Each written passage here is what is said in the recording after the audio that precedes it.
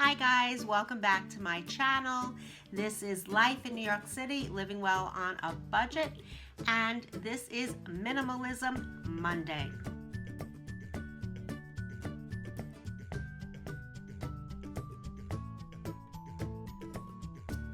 If you're new to this channel, please take a second and hit that red subscribe button below. I'd really appreciate it.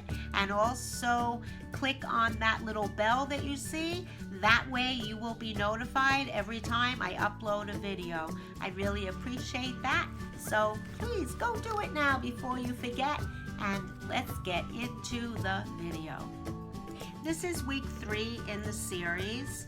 This video is about 10 things that we need, especially living in New York City, and especially if you're a minimalist. I really enjoy bringing this video to you because it really takes what my channel is all about and meshes it in with minimalism. And for those of you that are new to the channel, hi, my name is Valerie, and usually Ambrosio is with me, but he's not doing the minimalist series with me, but he will be in other videos. And we make videos for you all about life in New York City, living well while on a budget. And this series is a minimalism series. It's a journey that I like to take you guys on with me, and this is week 3. And in each weekly episode, I will bring you a task to do or something to think about that has to do with minimalism that will assist you on your journey of minimalism. I'd also like to give you guys that have been with me for the last couple of episodes a little update. Our construction is still underway. It's taking a little bit longer than we thought, but it's starting to really look good. But it's not ready for me to film yet for you. Hopefully next week you will be able to see a good amount of the construction that we've been doing in the living room. Without further ado, let's get into Minimalism Monday and our list of 10 things. Number 1, I would strongly suggest to you living in New York City that you get an extra Metro card. And I would suggest to you that you keep at least, say, $10 on that Metro card. Obviously, if you can't find it, you have a spare. Or if you want to use a bus, you don't want to necessarily go down into the subway in order to refill your card. So it's really smart to carry an extra Metro card that has some money on it. The second thing on my list, in this day and age, we all carry our cell phones with us, and in case of an emergency, in case you lose your wallet or something happens, I would like to suggest that you take at least $20, one $20 bill or one $50 bill or one $100 bill if you wish, and fold it up neatly and put it in your cell phone case. So obviously, in an emergency, you always have extra money with you. Number 3 on our list. In New York City, chances are you live in an apartment. Not all apartments have great superintendents, and even if they do, they're not available 24/7. So it's really smart if you purchase some tools. It can just be, a small collection of tools. You can go to a 99-cent store, you can go to Target, you can order them online from Amazon or Walmart. But I would strongly suggest that you have just the basics, your screwdrivers and wrench, and, if you want to get fancy and you want to get like a small portable power screwdriver, little power drill kind of thing, maybe a hammer. But I would suggest to you that you have some basic tools in the house. You never know when you want to fix something, and it's really smart to have them. Number 4 on our list of essentials that you really need living in New York City and also on your minimalism journey, I would suggest to you, whenever you purchase anything new for your kitchen, whether it be pots, whether it be pans, frying pans, colander, to rinse off your vegetables, strainer kind of thing, a measuring cup, always purchase the larger size. Don't buy like a 1-cup measuring cup. Buy the larger size that has 2 or 3 cups. Buy the larger size mixing bowl. Buy the larger size frying pan. Buy the larger size pot. And the reason for this is we don't want clutter, right? We don't need that in our lives. So if you purchase the larger size of all these items, you do not need the small and the medium size. It's just smart, and also if you get into meal prep, you can cook a great deal of food at one time if you have the larger frying pan or the larger pot. And of course, if you have company or you're a larger family, you just always have the larger size available to you. Number 5, living in New York City, would have to be boots and an umbrella. Living in New York City, right, our winters can be extremely cold and our summers are extremely hot. And we get tons of rain on and off, and most winters we get snow as well.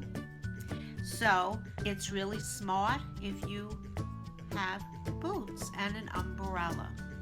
I would like to suggest to you, you only have one pair of boots. If you shop, you can find winter snow boots that are breathable, you know, or you could find rain boots that you could use extra socks with. But think a little bit out of the box and take your time and do a bunch of shopping online, and you'll probably be able to buy boots that you could wear in the summer or the winter. I'd also like to suggest to you, when you purchase your umbrella, because it's difficult moving around on subways and getting on and off of buses and bustling around New York City, you invest in a folding umbrella. Duane Reade pharmacies actually have quite a good selection, and there's usually one on every other corner of New York City, so check them out. Number 6 on my list for you would have to be a steamer. Dry cleaners are very expensive, and I do find, of course, not 100% of the time, but a good deal of the time, a lot of your clothing articles that you tend to dry clean, you might be able to rinse out by hand or wash in a machine on a gentle cycle in cold water and hang to dry, and then go over it with a steamer. A steamer is just so easy, it's so fast, it's so much better than the old-fashioned iron. And also, you can use a steamer for cleaning. Go around your skirtings or go over your kitchen floor with your steamer, you know, just before you wash it, and you can get out a lot of dirt that way. It makes your life really a lot easier. Even your bathtub, you know, if you use like a Lush bath bomb kind of thing and you get like a ring around your bathtub, it's great for cleaning that also. It's just really a multi-purpose appliance that I would strongly suggest that you purchase. I'm going to put in a picture here or about here of the one that I own. I'm not sure how you pronounce it. I believe it's Rowenta or something like that. Please forgive me, but I've had it for a really long time and I absolutely love it. Number 7 would be dryer sheets. And you're probably thinking, well, okay, what's so special about that? Dryer sheets can be used for many, many things. In fact, I can't remember all of them off the top of my head, but there are a number of YouTube videos that just tell you all the hacks you can do with dryer sheets. But off the top of my head, the things that I use them for the most would be obviously in the dryer when I wash my clothing. I also use them to go over a skirt or pants or a silk skirt because they remove static when, you know, the clothing is on you.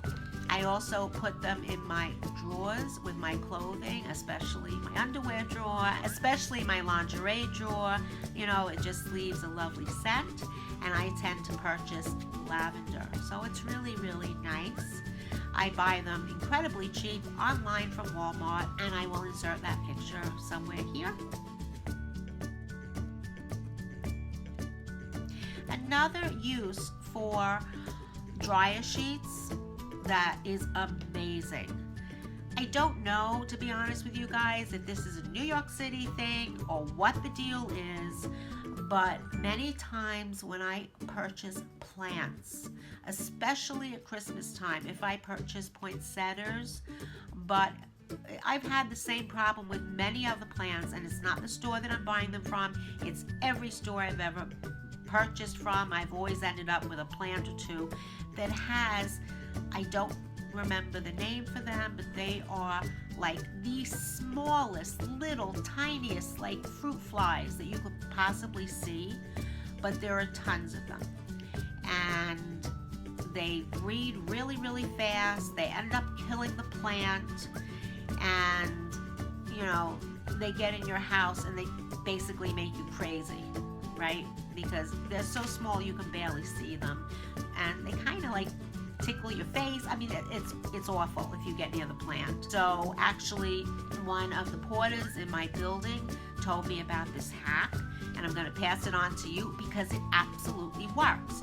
You take a dryer sheet and you put it on top of the soil in your plant. It must be the way that they're made, because it doesn't seem to matter what scent I purchase. But within a couple of days, those annoying little baby flies will be gone. So feel free to stick your dryer sheets on top of the soil in all your plants, and you will notice a difference. They actually seem to make the plants more healthy and grow better. Number 8 on my list is get an extra set of keys for your apartment and your mailbox, and if there's, like, you know, the outside door to your building. Most people have a key for the outside door, and also, you know, the bottom lock of your door, the top lock of your door, and your mailbox. Especially if you live alone. And be incredibly selective who you give it to. If you feel you can trust a neighbor, if you've lived in the building a really long time, or you feel you can trust your super. If not, just give it to a friend that lives nearby or a family member. But the reason that I'm telling you to do this is not because, you know, you could lock yourself out or you could lose your keys and you just want the convenience of, you know, having someone with keys.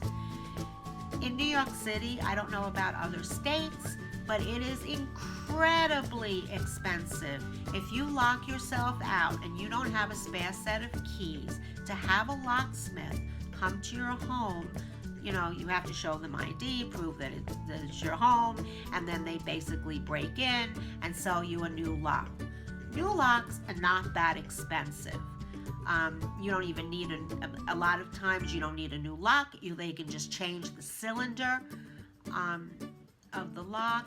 But the thing is, they charge a huge amount of money to make like a house call, okay? And the lock might be $20, but they're going to charge you like $200 or more to come and do this. So I would strongly suggest to you to have a plan, because in time it's going to happen. I've never lost keys, but I have 2 times locked myself out in decades.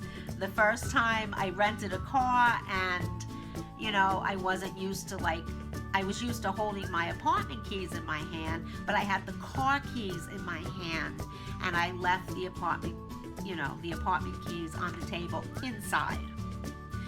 So that was one time, and then the other time it was windy and I left the window open, and I went out to put the garbage out in the hallway. We have an incinerator, little incinerator room, and I left the door open and the wind blew and it slammed shut.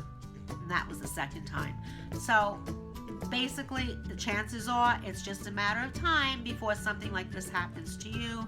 So make sure that you have a plan. Number 9 on my list, I believe it is the law in New York City that every manager, every landlord of each apartment building must supply you with a smoke alarm. That's a combination smoke alarm, carbon monoxide detector, and also natural gas detector. I'm not sure if this is the law, but I believe it is. But regardless of that fact, it is really, really important that you have this.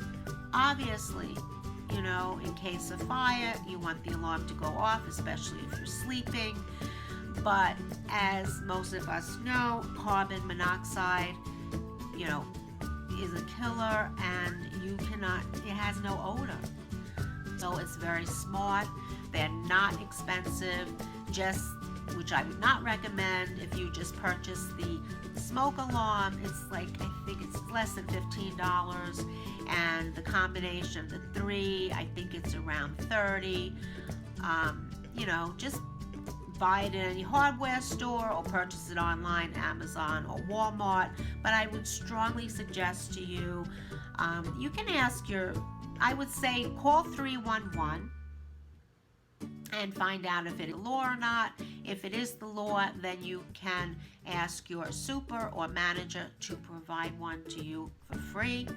If you don't want that hassle, just purchase one yourself, and make sure that you know, you check it every so often. There's like a little test button on there. It's very important to make sure that the battery's working. And finally, we come to number 10, and this would fit along with my idea of always having basic tools in the apartment. It is always good to have tape and glue. And I would highly recommend that you have a couple of kinds of glue. I think it's called, I will insert it here, I think it's called 6000. And, you know, if you want to have crazy glue, if you want to have basic Elmer's glue or wood glue, but I would definitely have a few types of glue in the house, and I would definitely also have a few kinds of tape. Of course, you might want to have your regular Scotch tape, and you might also want to have packing tape. But I would also suggest to you, it's really important to have duct tape. Duct tape fixes so many things and is so useful, and you know, in an emergency you can use it for a lot of things. So I would strongly suggest that you keep duct tape. Anyway guys, that's it for this video. I hope that you will go out and purchase all of these things. I think they're really, really important, especially if you're on a minimalism journey. But they're really good for, obviously, for just about anybody, especially if you're living in New York City. This is the conclusion of our video for this week. I hope you guys enjoyed it and you learned some things from it. I hope you're doing well with your journey. These videos on minimalism are not only going to be decluttering videos and organizational videos, but I promise you they are coming. Truthfully, I just need to get this construction finished in my living room because it's really difficult to film for you guys. You know, you just see like the white background. Today I just kind of put this plant next to me because I really can barely walk. But we're really at the end tail, and unless something goes terribly wrong, it really should, you know, be finished by next week. Is the whole room going to be finished? No. But it's hard to explain, but let's just say half of it will be finished, and it'll be a lot easier to film. If you enjoyed this video, please give me a thumbs up. That really does help me. Also, if you're new, please subscribe. That helps me out as well. And thank you guys for watching, and I will see you next week on Minimalism Monday. Thanks again. Take care. Bye.